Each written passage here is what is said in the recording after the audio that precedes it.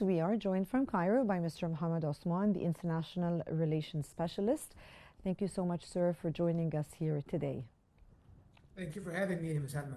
Thank you.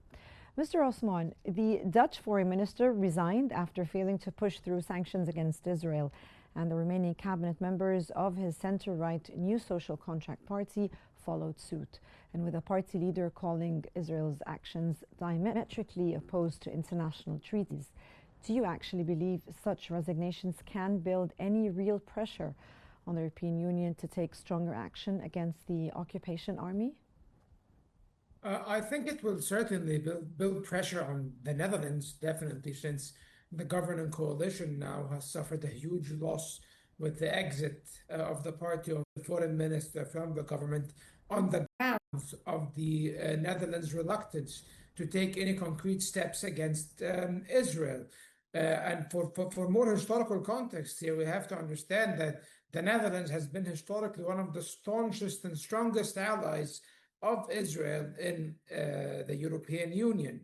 So now we are seeing a situation where the foreign minister of the government, the Minister of Foreign Affairs, resigns, protesting his government's lack of action against what's going on in Palestine. So definitely this might push the current governing coalition to be more serious about considering even recognizing Palestine. As we have seen, many European countries, including major European powers like Britain and France, have pledged to recognize Palestine next month, and Australia outside Europe, but within the Western realm of influence, or within the collective West, as they call it. Australia also, Anthony Albanese, the Prime Minister of Australia, has pledged to recognize Palestine. Yet the Netherlands is dubiously absent from this scene, even though the Netherlands hosts the International Criminal Court, for example, and the International Court of Justice,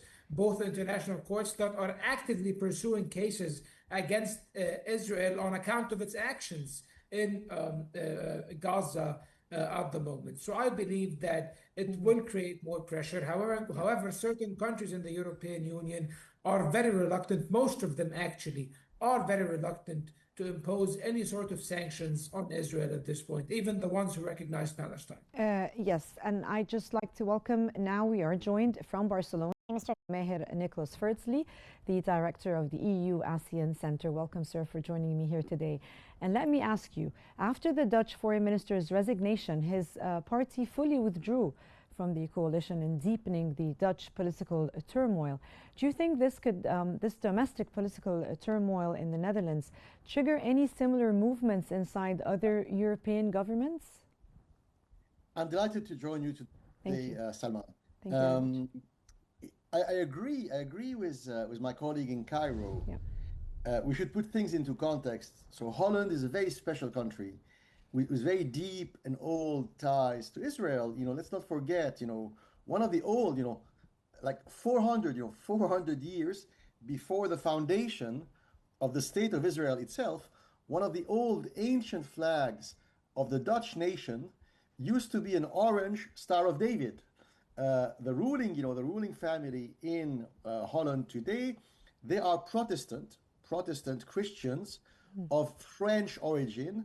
They came from Burgundy and Provence, and called the House of Orange, hence that Star of David colored in orange. Yes. And two-thirds of the people in Holland tend to be Protestant Calvinist, even though today religion doesn't play as big a role as, say, 50 or 60 years ago. In Dutch culture, even if the nation is largely secular today, that Calvinist, Protestant Christian ethos is very strong. And because of that, of the Calvinist ethos, they have very strong ties with Israel, which they view, wrongly or rightly, as a biblical, quote unquote, a so-called biblical nation, etc. So it's very important that in that country, which is perceived as very, very pro-Israeli, and some may say pro-Likud or pro-Netanyahu, that even, because Kaspar, that minister who resigned 2 days ago, Kaspar Veldkamp, he's a center-right Protestant Calvinist himself. So he's not a Muslim or a Marxist or a socialist, right? So it's important that the guy who resigned is not a progressive third worldist guy from the left. He's a guy from the right, from the Christian right. And the name of the party, New Social Contract, that name itself, social contract, is based on right-wing Protestant Christian philosophy. He resigned 2 days ago. He was the foreign minister. And it was a big shock to the system because the government in Holland is not very stable. It's a caretaker. For 1 year, they've only had a caretaker government which was supposed to organize new elections, and they were unable to do so. So it's a very fragile coalition. Guy Veldkamp resigned over the Gaza issue 2 days ago. And then yesterday, the deputy prime minister, the interior minister, the education minister, the health minister, I mean, the most important pillars of the Dutch government, they all resigned yesterday in solidarity with Caspar Veldkamp and Palestine. Once again, most of them are conservative Christian Calvinists. They are not the kind of people who typically criticize the Likud party or Israel. Okay. Mr. Osman, tens of thousands protested across Australia, demanding sanctions and an end to the arms trade with Israel. How can these global movements translate into tangible diplomatic consequences for Israel, do you think? I think when it comes to Australia, also a country that has lended a lot of support to Israel historically, they have had a dramatic change in their position over the past year. In 2024, if my memory serves me right, I think that Australia announced that if Palestine seeks to become a full member state of the United Nations, then Australia will support these efforts. And very recently, Prime Minister Albanese himself said that Australia will actually recognize Palestine this fall, along with other countries who have pledged to do the same, namely, of course, France and the United Kingdom are the most important ones and the most significant ones. So it seems that there are certain moves that are and changes that are happening in the Western world in general that do not serve the pristine image that Israel used to have in the collective Western psyche of some sort. You know, so now Israel is being vilified some way or the other due to their conduct. Their conduct is inconceivable. We've just seen today what happened in Qnews, a hospital. The hospital, Journalists were murdered in a second strike. They were evacuating the wounded. How can this is unconscionable? How can anyone support a state that conducts itself like that? Absolutely. And despite this, I do not believe that these moves will go beyond these very inspiring optics that we are seeing. We will see the recognition of Palestine. We will see strongly worded condemnations of Israel. However, there are deeply ingrained interests between many European countries and Western countries and Israel, and they will never, unfortunately, forfeit these on account of Israel's terrible human rights record in Palestine. And of course, each and every one of those countries, the moment they actually try to pursue Israel and hold it accountable or apply actual pressure through sanctions, they will have to basically take a stand with the United States as well. And I do not think any of these countries would be willing at this point to confront the Trump administration. I highly doubt, and I hope I'm wrong. Yeah, let me move on to Mr. Firzli. Mr. Firzli, Germany and the Netherlands have introduced partial arms restrictions on Israel. Do you think this cautious step is the beginning maybe of a wider arms embargo movement in Europe? And do you think it's a result of the wide pro-Palestine protests, maybe? Maybe, but here we should be aware of the real significance. Why am I saying so? And I hate to sound cynical, but why not? Because I'm a cold realist, so I try to see things without any, romantic feeling, etc., very coldly. And to be honest with you, Israel, they produce themselves in their own factory in Israel, roughly 1/3 of the weapons they use, right? It's a lot. Yes. And then add to that 55 or 60% of the weapons and ammunitions they use are made in America. in the United States, right?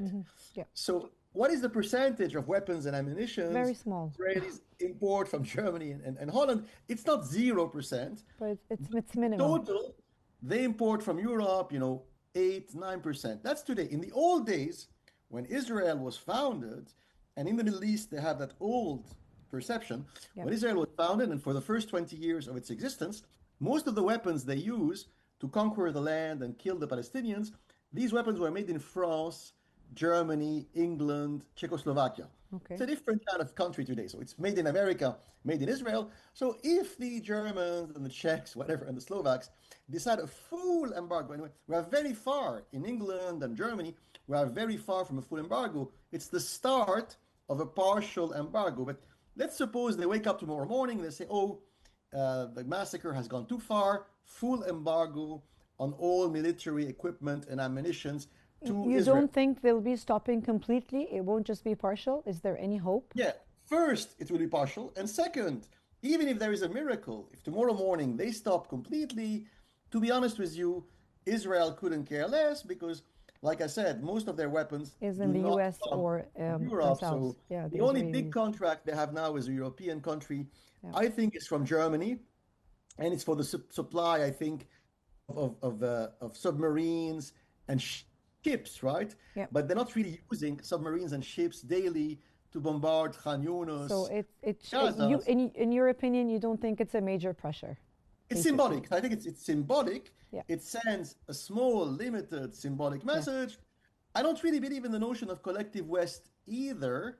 But it's, of course, even if we say, okay, we don't believe in the notion of collective West or global South or whatever, even if, for a moment, we look at things very coldly, there are countries, once again, like Britain, like Germany, Holland, with very strong, very solid ties with Israel, and in some cases, for some politicians, with the Israeli right and far right. Even them are starting to ask questions. Now, you may say, asking questions is not much, but it's the beginning of a shift. It's the beginning of something. So let's be hopeful, at least that there's a shift. Yes, I mean, even if it's not tangible, but at least there's something happening or going on. Indeed. There is some sort of movement. Yes, indeed. Absolutely. Okay, Mr. Osman, the EU delayed sanctions against Israel last month, despite previously floating, even suspending the association agreement. Do you think this delay reflects division within Europe or just a lack of political will to confront Israeli crimes? Well, first of all, Salma, I would like to salute Mr. Firzli for what he just said, because, he presented his argument in a way that basically said facts do not care about your feelings and they do not care about your wishes. And this is very important to understand, and you should always let your audience know what things really are. Because when we first of all, when we exaggerate such steps, we give credit to parties when credit is not due, because many of these countries were complicit in Israel's genocide against the Palestinians over decades, not only in this current war. And also, it makes us have reasonable expectations. We always have very major expectations, and then we are severely disappointed. And this brings me to a question about the sanctions that have not taken place so far. And you know why? Because there is a severe, sharp division within the European community itself. Yes. When this was proposed in the meeting of the foreign policy representatives of the European Union, about 14 countries were for suspending the association agreement. 9 were against, if my memory serves me right, and the rest abstained. And among the 9 who were against is Germany, the economic power center of Europe. You cannot impose European sanctions on Israel without Germany. Germany is the biggest industrial hub in Europe, and it does command a lot of influence. And this is something that we have to admit. So if France, along with, Belgium and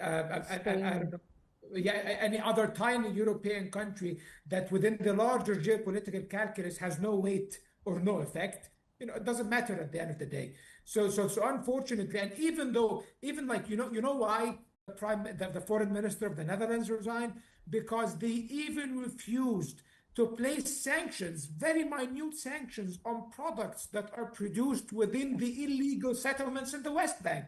Yep. So these are not even sanctions on Israel. These are sanctions on companies that are basically established and produce in lands that do not belong to Israel. Even that, the Dutch were not willing to sanction. Some other European countries, to be honest, sanction settlements and products in settlements.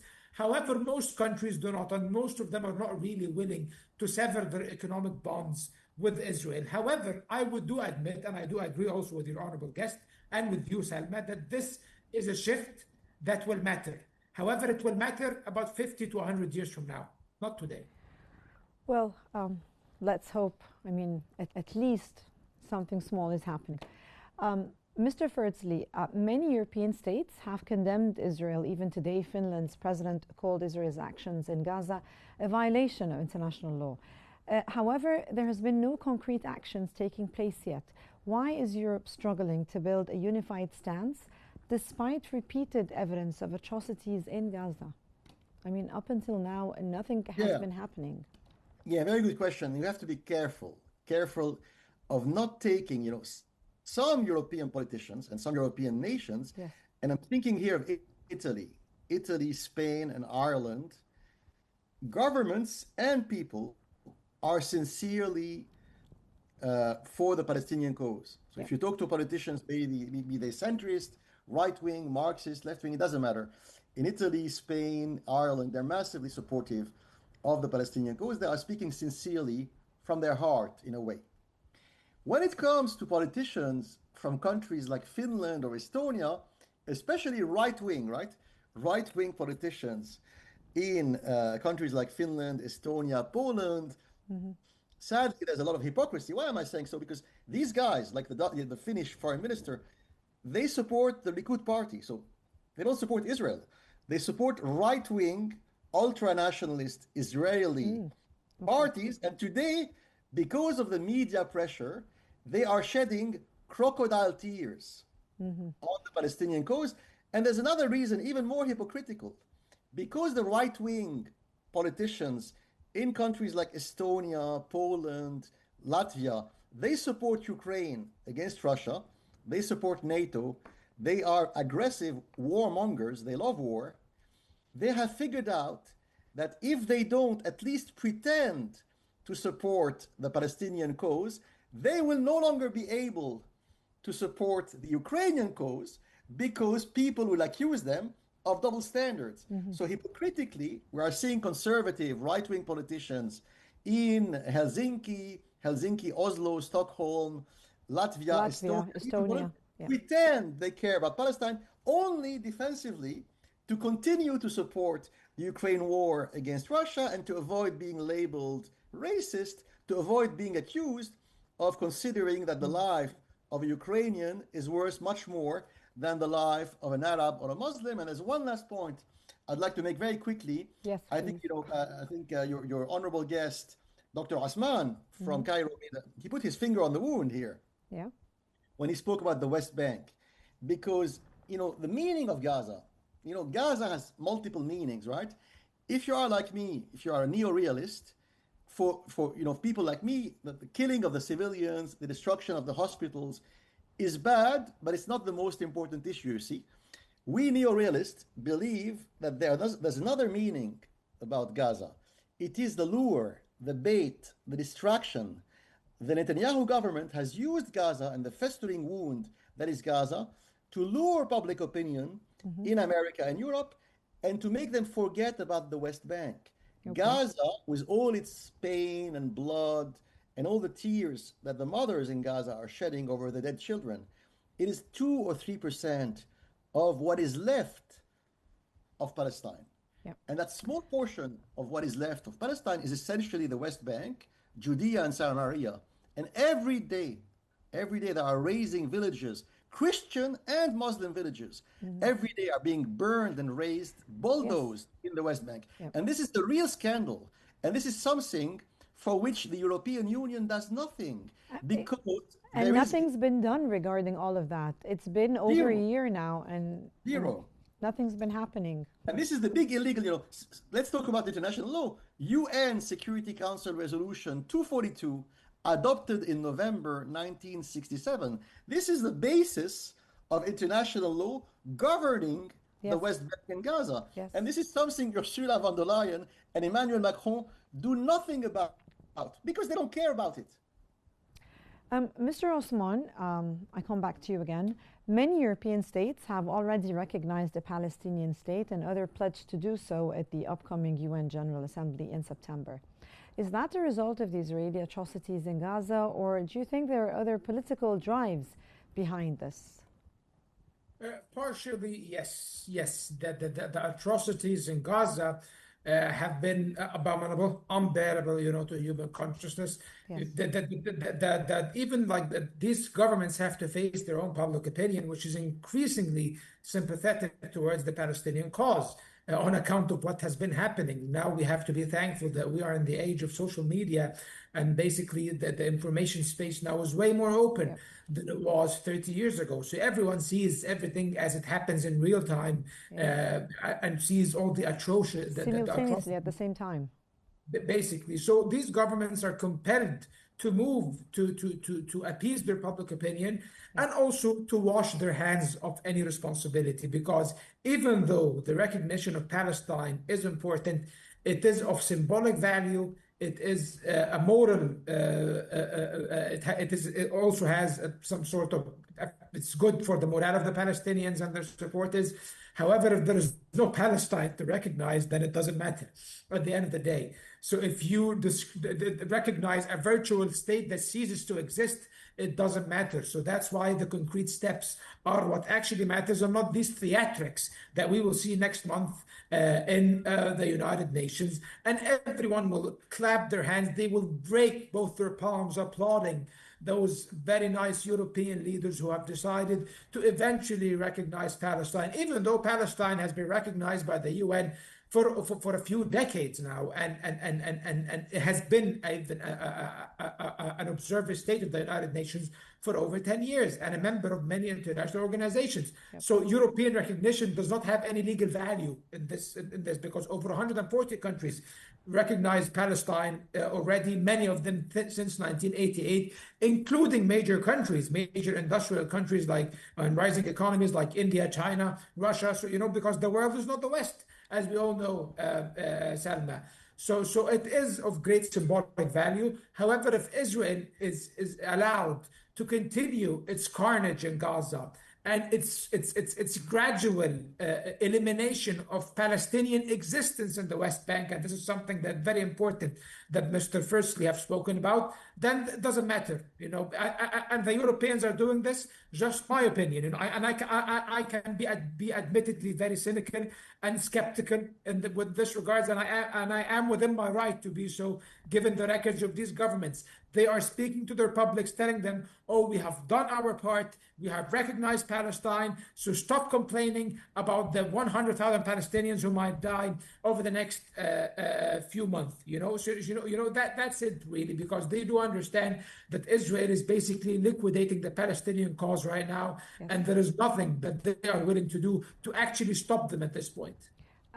We're just recognizing, condemning, and nothing actually tangible is happening to stop the atrocities from taking place. That's just what we've been doing throughout the past few months. Let me move to Mr. Firzli. A recent UN-backed report confirmed famine in Gaza City directly caused by Israel's blockade. How do you see, sir, how does this public outrage over famine reshape the political debate in Europe, particularly as governments face pressure from their own citizens? Here, I think it's much more important, and I agree with the term used by Dr. Osman in Cairo, theatrics. So the likes of Macron, of course, they couldn't care less about the Palestinian cause. I mean, if anything, Macron himself is hostile to Palestinians and he's hostile to Arabs and Muslims in general, so he has no sympathy for them. So what he's going to do in 2 weeks at the UN Security Council in New York is cynical, self-serving propaganda, and I agree with Dr. Osman, it's theatrics. There's something different. It's the UN high-ranking civil servants. And here there is a shift. So clearly the bureaucrats, the high-level bureaucrats in New York at UN headquarters, they are shifting. And what they do is, to a certain extent, independent, within limits, of course, but it's kind of independent from the pressure of governments, which gives them, these career, high-ranking civil servants at the UN, gives them a relative freedom within limits. And the publication 4 days ago of that official United Nations report with that sort of UN letterhead and logo, which lends it credibility, right? They use the word famine, and when you have the cream de la cream of UN, experts using the word famine to describe the situation in the Gaza Strip, that is a change, because then it gives people in Melbourne, Sydney, Berlin, London. If I may add, it's actually acknowledging. It's an acknowledgement.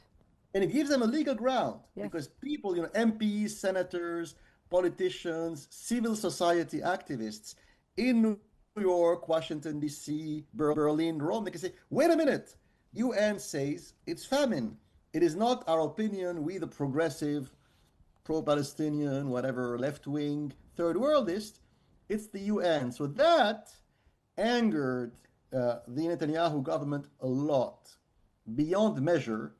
And the Netanyahu government has been focusing brutally and aggressively on that because, they viewed it, quote unquote, as a stab in the back by the UN, etc. So clearly, I think that report published by the UN is much more important than the theatrical gesticulation of Macron.